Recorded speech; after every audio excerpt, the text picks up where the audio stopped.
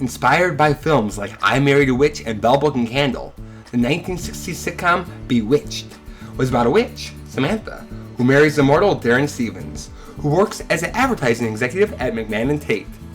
Darren forbids witchcraft in his home, but problems arise whenever Sam's relatives pop in. Bewitched producer William Asher, who was Elizabeth Montgomery's real-life husband, suggested that Liz use her nervous tic of twitching her nose as a way for Samantha to perform magic. Audiences fell in love with the twitch, the show, and with Elizabeth Montgomery. However, Bewitched was not without problems. Elizabeth Montgomery was pregnant 3 times during the show's run. The first time they shot around it, and the later 2 times it was written into the series. Actresses Marion Lauren and Alice Pierce passed away during the show's run, and Dick York, who suffered from chronic back pain, developed an addiction to painkillers and became too sick to continue, so he was replaced by Dick Sargent. Also, during the later years, the writers would frequently reuse plots from earlier episodes. The series lasted for 8 seasons, and despite the issues, Bewitched continues to cast a spell on audiences. They did 254 episodes, and here are the top 10 best ones. Oh, the heck with it.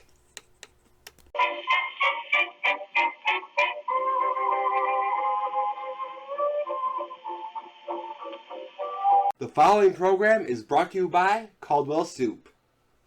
The race for space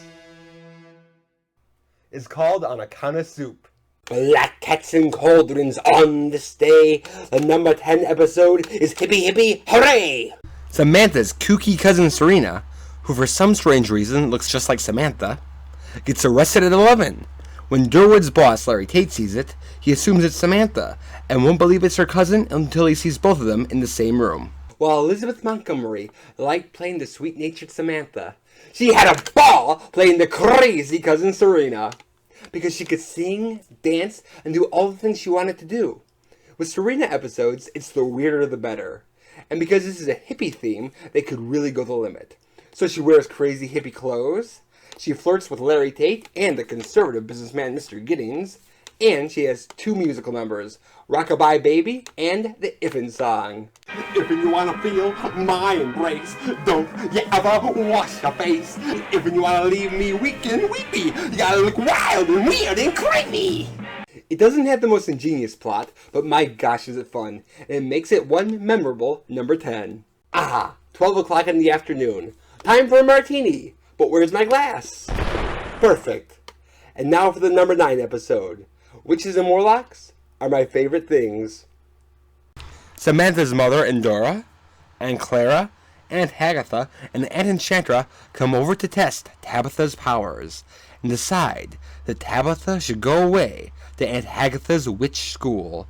Da da da da da da da da da da da da. I'm not really a fan of the episodes that are too involved in the witch world because they're too unrelatable. But this one totally pulls me in because the conflict is so good. Endora and Enchantra and Aunt Hagatha want to take Samantha and Darren's daughter Tabitha away from them. From their perspective, going to the witch's school is tradition, and she is the first witch of her generation. But Samantha and Darren are saying, she's our daughter, and we want to raise her the way we think is right. So even though the premise is fantastic, it's really about a family argument. I especially like when Samantha's father, the Shakespearean-themed Maurice, stands by Samantha and lets Endora and Hagatha and Aunt Enchantra have it. I had hoped age would have mellowed you, Endora. Instead, you're just puckering up. The large cast of magic folk give the episode a wacky quality, but it's never too much because it never undermines the dramatic core of the story. And now for number 8. There's no witch like an old witch. Well, that's an old witch, alright. And Clara has been messing up her spells lately and goes to stay with Samantha and Dalton for a while. She starts babysitting children, but the mothers take legal action when their children tell them that Aunt Clara is a witch. Marion Lauren, as the elderly, bumbling witch Aunt Clara, is one of the most endearing characters of all television. Along with great acting, what makes her feel so genuine is that Marion and Aunt Clara actually had a lot in common. They were both lovable, they both had that way of talking, and they both collected doorknobs. In fact, Marion had 1,000 doorknobs in her collection. And people say my hobbies are weird. Most of the Aunt Clara-centered episodes are about her goofing up spells. But what I like about this one is it shows there's more to her than that. She has a heart of gold. The kids pick up on it right away. And even though her magic isn't great, it's enough to totally amaze them. How would you like a nice rabbit? Let's see, a rabbit. Winking, blinking, 3 times 3. Oh! Well, that doesn't look like a rabbit at all, does it? Now, I thought a rabbit was winking, blinking, 10 times 10. We're getting closer, aren't we? When Aunt Clara is threatened with legal action, it has dramatic weight because you love this character so much and babysitting means so much to her. It's a touching episode with a great message that just because you're old and can't do what you used to, it doesn't mean you should be put out to pasture. And it shows that special connection between the elderly and children. Old people's memories are children's dreams. Incidentally, Marion Lauren died after the 4th season, but she posthumously won an Emmy. Elizabeth Montgomery accepted it for her. Now for number 7. Driving is the only way to fly. Darwin insists that Sam learn how to drive, so he calls a reliable driving school, and they send over the very nervous Mr. Harold. With all the episodes about Darren trying to navigate his way through all these witches, it's a nice change to have Samantha struggling with one of the hardest things about the mortal world, learning how to drive. It's a simple, relatable, and character-driven story with just the right amount of magic. And it's neat to hear her outsider perspective. For example, she asks, why is it R for reverse instead of B for backwards? However, the reason this episode is on the list is the driving instructor and the actor who plays him, Paul Lynde. Harold, yes, that's his first and last name, is a nervous driving instructor who keeps getting hired and fired by his different brothers-in-law, which leaves him forever insecure. This character is funny on paper, but what makes him hilarious is that one-of-a-kind line delivery by Paul Lynde. You're going to be teaching to Mrs. Savannah Stevens. And stop eating cookies when I'm giving you an assignment. Basil, this isn't a cookie. It's a tranquilizer. I need such a big one, the doctor prescribes it in the form of a wafer. Paul Lynde was one of the greatest comic actors ever. He's so great at feeling sorry for himself, and lines that are only mildly funny are a scream coming out of his mouth. Elizabeth Montgomery adored Paul Lynde. They became friends, and she's the one who said, let's get this guy back on a regular basis. So they created the character Uncle Arthur for him. And while Uncle Arthur might be more memorable, this is certainly a terrific Paul Lynde performance. Now for number 6. Trick or treat. It's Halloween, and to escape the anti-witch propaganda, Endora wants to take Sam to the sacred volcano. Dumbo says no, so Endora turns him into a werewolf. Making things even hairier is the Tates and their client Jack Rogers come over for dinner. This episode is the classic Bewitched formula of the meddling mother-in-law Endora casting a spell on Darren. These episodes are always funny, but this is the best example of them. Part of what makes these episodes work so well is the great pairing of Dick York and Agnes Moorehead. Dick York was one of the funniest actors of the 1960s. No one could do a facial expression like him. And as a werewolf, he goes completely wild. Even funnier, though, is when he's in front of the client and is trying to act like everything is normal. Incidentally, whatever makeup or outfit Dick York wore on the show, he would wear home to surprise his kids. Except for this episode, because he thought it might scare him. This is also a great episode for Endora. Agnes Moorehead, who was a very well-respected actress, always has this otherworldly air, and just relishes being mean to Darren.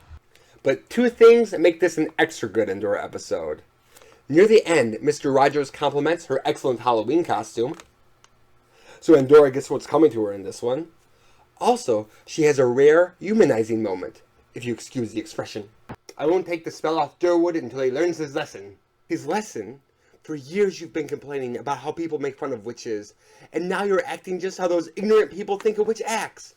And to the one person who is willing to believe we were different. Well, I'll say it once, and only once. I was wrong, Samantha. I'm sorry. It rounds out her character so you know where she's coming from, and it gives the episode more weight. Prejudice is one of the major themes of Bewitched, Now, in the early 60s, you couldn't do a half-hour comedy about a mixed marriage with a black person and a white person. But through fantasy, you could tell stories about another type of mixed marriage. And it gives this episode greater depth than a lot of other 60s sitcoms have. The rest of this program is brought to you by McElroy Shoes. There's no business like shoe business, like no business I know. Now for number 5, Sisters at Heart. It's Christmas time, and Tabitha's friend Lisa comes for a sleepover. The two girls want to be sisters, so Tabitha wishes for black spots on her and white spots on Lisa, so they'll be the same. Meanwhile, Donald's client, Mr. Brockway, comes over.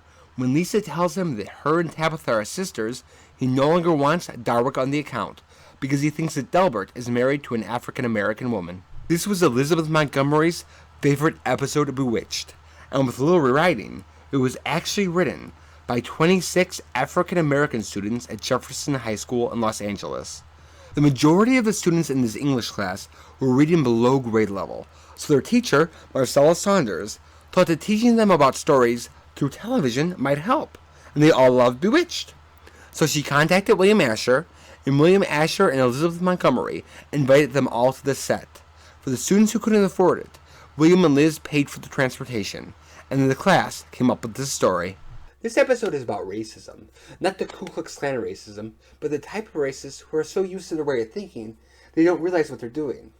For example, this kid at the park tells Tabitha and Lisa they can't be sisters because they're not the same color. Now, she's being a racist, but not intentionally. That's just the way she was brought up. And the same with Mr. Brockway. He doesn't hate black people, but when he thinks there's a mixed marriage afoot, his inner prejudice comes out. This episode doesn't make them out to be monsters, but gently says, your thinking is wrong, and let me explain why. Sisters are girls who share something, usually the same parents, but if you share other things, like good feelings, friendship, and love, well, that makes you sisters in another way. Actually, all men are brothers, even if they're girls. This episode was done very late in the series. It's 7th season. And usually these episodes are just retreads of earlier ones, which doesn't cut it in my list. But this is one they couldn't have done in the first season. But now it's 1970, and their storytelling could be more progressive. Another byproduct of it being 1970 is this episode has the Dick Sargent therein. Dick York had a fun, almost childlike quality that made him getting involved in crazy situations seem believable. And Dick Sargent did not. Like his last name implies, he was more stiff and serious. And when he's in crazy situations, it's more awkward than funny. I feel like he would have been better suited as like the dad on the Brady Bunch, as opposed to a Dick York replacement. But because this episode is more family-centered and less witchy, and because it has a more serious theme, it actually works better with the more down-to-earth Dick Sargent portrayal of Darren Stevens. So instead of trying to recapture the old magic, this episode is trying to move forward.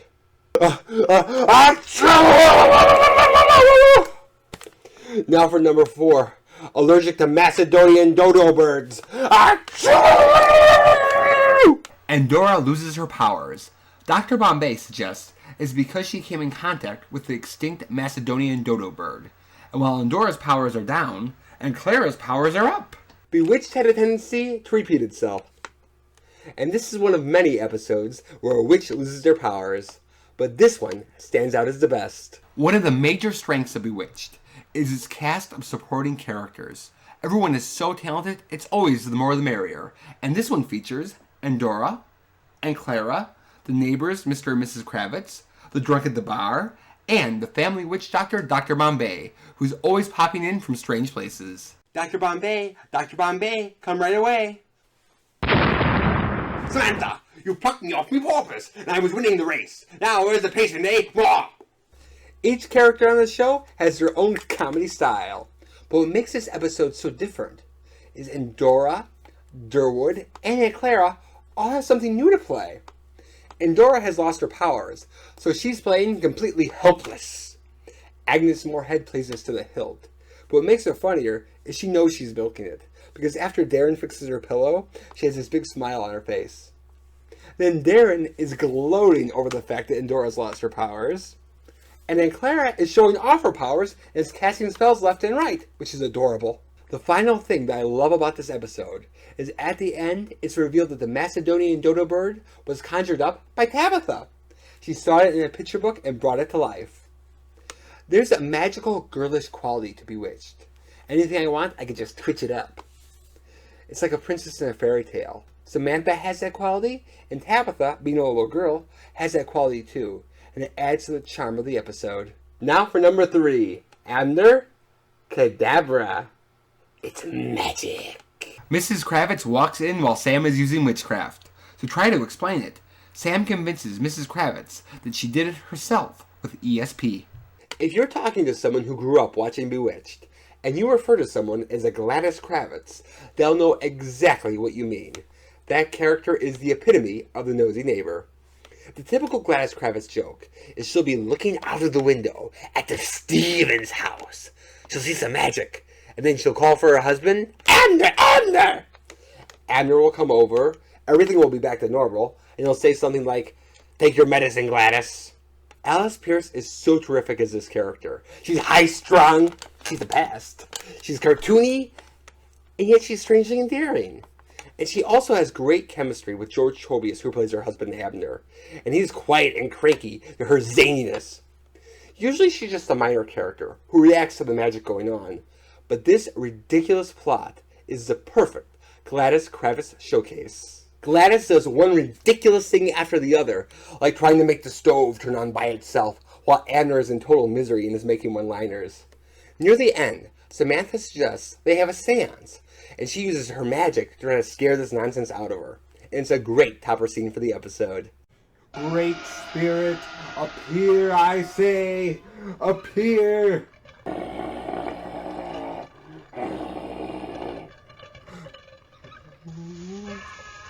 Why, hi, Uncle Harold! You should not have disturbed me. I'm angry. He's angry. Some nerve. He didn't even give us a wedding present. Before the series began, Alice Pierce was suffering from ovarian cancer. None of the Bewitched cast and crew knew, but near the end of the second season, she passed away. But she was posthumously awarded with an Emmy for Best Supporting Actress in a Comedy Series. The actress Sandra Gould took over the role, and while she's certainly good at being a cartoony pest, she doesn't have the same endearing quality of Alice Pierce, who manages to be both a cartoon and a human being at the same time. Without looking at it, I will show you a card, and then I'll tell you which one it is. The number 2 episode is The Joker is a Card. Uncle Arthur comes to visit and teaches Dumpkin a magic spell to combat Endora. But when it doesn't work, Dum Dum realizes he's been the victim of a practical joke. The Joker is a Card is not only the funniest episode of Bewitched, it's also one of the funniest things I've ever seen. It's the first episode to feature Uncle Arthur, the practical joke playing Warlock. And this whole episode is about him playing a practical joke on Darren. So it's a funny idea to begin with. And this character of Uncle Arthur is really the role that Paul Lynde was born to play. Paul was sarcastic, snarky, he would laugh at his own jokes, and even his voice was funny on its own. He was also gay. Now, you couldn't be publicly out of the closet in those days, but he was as close to it as you could get. He didn't care if he seemed gay, he would let it rip.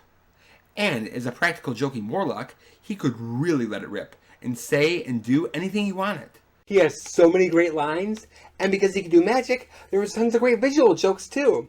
Like when he turns himself into a cleaning lady and trips Darren. But the highlight of the episode is when he teaches Darren the spell, and then Darren does it to Endora. Now here are the magic words. Yagazuzzy? No, Zuzi. I'll do it for you. Yagazoozy, Yagazoozy, Yagazoozy, Zim! Yagazoozy, Yagazoozy, Yagazoozy, Zim! Zuma Zoozy, Zuma Zoozy, Zuma Zoozy, Bill! Zuma Zoozy, Zuma Zoozy, Zuma Zoozy, Bill! Zoozy high! Zoozy low! Uma! Hooga! Bits! Everything about the Yagazoozy sequence is perfect. The words are super silly, the sound effects are funny, and both actors are so into it. Paul Lynde with his usual Pauliness, and then Dick York has this slightly creepy awkwardness because he's just so excited to do with Endora.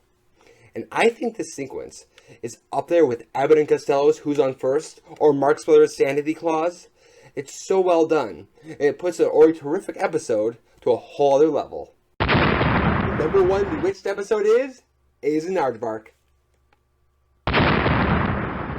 Dogwood sprains his ankle. So that Sam doesn't have to keep running upstairs, she casts a spell on the house to bring him whatever he wants. But Dobbin gets intoxicated with the power and becomes greedy. A's in Ardvark isn't the funniest episode or the craziest, but it captures the heart of what Bewitched is about. Producer William Asher called this the definitive Bewitched episode, and he's right. Bewitched is a love story about two people from different cultures, witch culture and mortar culture, and it's about the relationship between Samantha, Darren, and Endora. Each one has a point of view, and this episode explores that point of view. Now, Samantha loves Darren, but Endora doesn't like mortals, and says if mortals had this power, they would become mad with greed. And she's right. Once Darren starts using this power, he does become greedy, and even quits his job. Now, Sam, who loves Darren, doesn't think that could happen to him, and when it does, she's disappointed. But it still shows that Darren is a special mortal, because with a little help from Sam, Darren does change his mind and decides he wants to go back to the way things used to be. Now, Darren's attitude is no witchcraft. But he confronts it in this episode by saying it was because he didn't have an open mind and because of his pride. If he couldn't afford it, he didn't want Sam to have it. But we learn in this episode that mortal way of life, where you work for something you want, is part of why Sam loves him so much and why she's willing to give up witchcraft. Or at least try to. What's in here? Nothing really. I bought that a long time ago.